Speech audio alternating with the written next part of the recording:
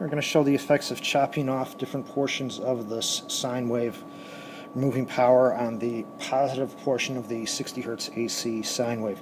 This whole sine wave here is going to be 8.3 milliseconds long. I'm going to adjust this to the very left-hand corner as our start point. Right now we're chopping off about 2.3 milliseconds of sine wave, and I'm reading actually 0.46 amps of current on this bulb. It's a 60 watt incandescent bulb. I'm going to set my delay for 3 seconds. I have to set my trigger position first and then adjust my dimmer. As you can see, we're chopping off now chopping off 3 milliseconds of the whole sine wave, and the light did get somewhat dimmer. That's full power. That's 3 milliseconds. If I chop off 4 milliseconds of the sine wave, which is essentially about half of the sine wave, you definitely get some a bit of dimming. Here it is, full power, and with about half the sine wave chopped off. I don't know how well it shows up in the video, but it's a significant dimming of light. At 5 milliseconds, I'm chopping off about 5/8 of that sine wave here, and now the light is definitely getting much dimmer. Again, there is 5 milliseconds cut off. There it is with full.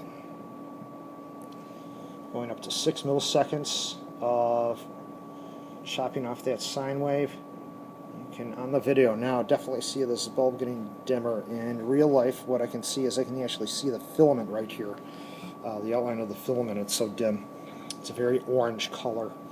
And I'm chopping off the first 6 milliseconds of this 8.3 millisecond sine wave.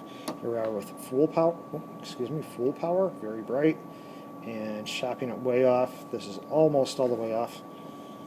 If I go up to 7 milliseconds, which is about as much as I can take this off, it gets extremely dim. And I can barely see this in the room light here. And on the video here, you can see that little orange filament. You can see it wiggling a little bit as I tap the glass. I'm going to break the filament.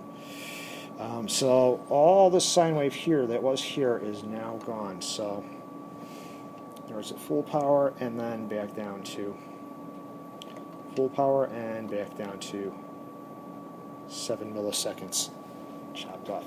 Of course, this chops off on the bottom half. We've just got this expanded out so we could see this better.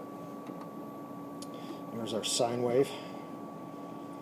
Now, even at full power, we are still chopping off a small portion of that sine wave. All right, here we go.